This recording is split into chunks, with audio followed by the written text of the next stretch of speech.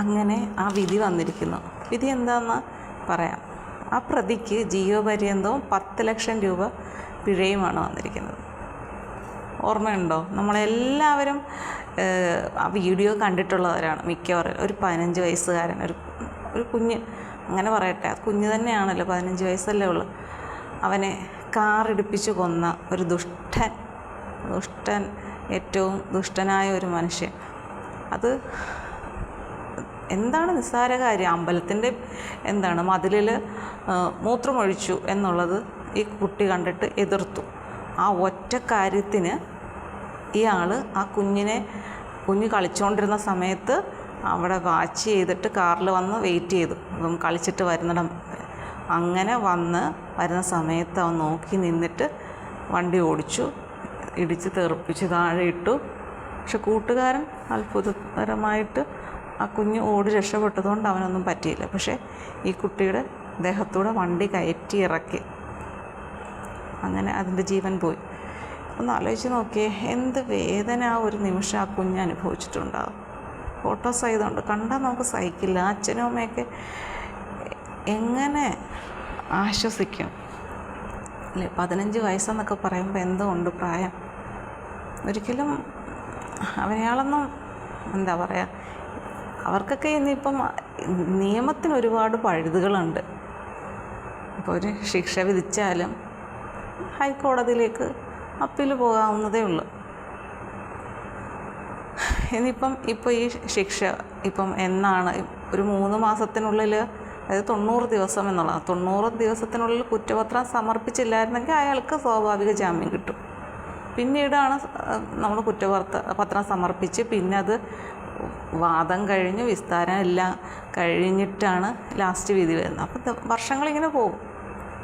അപ്പോഴെല്ലാം അയാൾ നാട്ടിൽ ഒരു കൂസലെല്ലാം നടക്കണം. ഇപ്പം വിധി വന്നു കഴിഞ്ഞിട്ട് ഇന്ന് വിധി വരുമ്പോൾ ഇന്ന് തന്നെ അയാൾക്ക് ജയിലിലേക്ക് പോകേണ്ടി വരും. അയാൾ ജയിലിലേക്ക് പോയി എത്രയും പെട്ടെന്ന് തന്നെ അയാൾക്ക് അപ്പീലിന് പോകാം, ഹൈക്കോടതിയിലേക്ക്. അപ്പോഴെന്താണ്, അത് ഓക്കെയാണ്, അപ്പീൽ കൊടുത്ത് അംഗീകരിക്കുകയാണെങ്കിൽ അയാൾക്ക് ആ ഒരു പേപ്പർ വെച്ചിട്ട് വീണ്ടും ജയിലിൽ നിന്ന് ഇറങ്ങാം. വീണ്ടും അവിടെ കേസ് വാദിക്കും ഹൈക്കോടതിയിൽ. അതും വാദിച്ചിട്ട് അതിൽ നിന്ന് ഇതിലെന്തെങ്കിലും ഇളവ് കിട്ടുവാണെങ്കിൽ അതിനനുസരിച്ച് വീണ്ടും അങ്ങേർക്ക് എന്തെല്ലാം ചെയ്യാൻ പറ്റും. അങ്ങനെ കുറേ ആളുകളൊക്കെ ഇങ്ങനെ നിയമത്തിൻ്റെ ചെറിയ ചെറിയ പഴുതിലൂടെ രക്ഷപ്പെടുന്നുണ്ട്. എന്തായാലും ആ നഷ്ടം അച്ഛൻ്റെ അമ്മയുടെയും മാത്രമാണ്.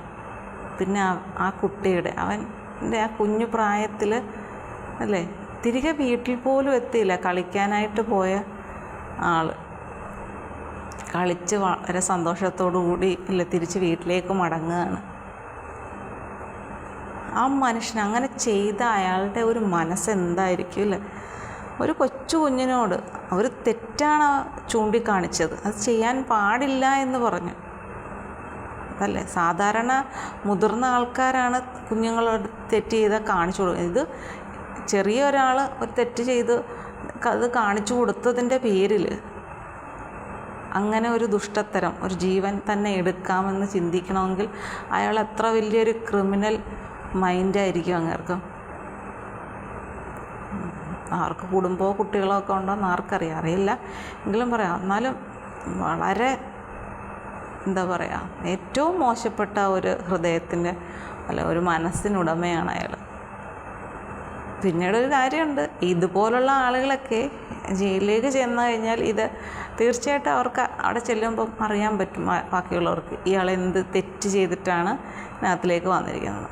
അതിനകത്തുള്ളവർ എന്താണ് ഇയാൾക്ക് കൊടുക്കേണ്ട സമ്മാനം എന്ന് വെച്ച് കഴിഞ്ഞാൽ തീർച്ചയായിട്ടും കൊടുക്കും.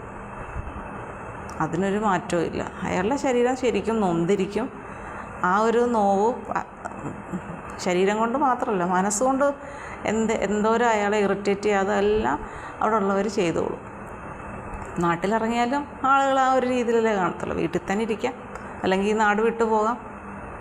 പിന്നെ കേസൊക്കെ നടക്കുമ്പോഴത്തേക്ക് അങ്ങനെ നാട് വിട്ടു പോകാൻ പറ്റില്ല. അങ്ങനെ ഒരു കാര്യമുണ്ട്. എന്തായാലും നമ്മളെന്ത് ചെയ്യാനല്ലേ? ഇത്തരത്തിലുള്ള ഓരോ മനസ്സുകൾക്ക് ഉടമകൾ നമ്മുടെ ഭൂമിയിൽ ജനിച്ചു പോയി, പറഞ്ഞിട്ട് കാര്യമില്ലല്ലോ അല്ലേ?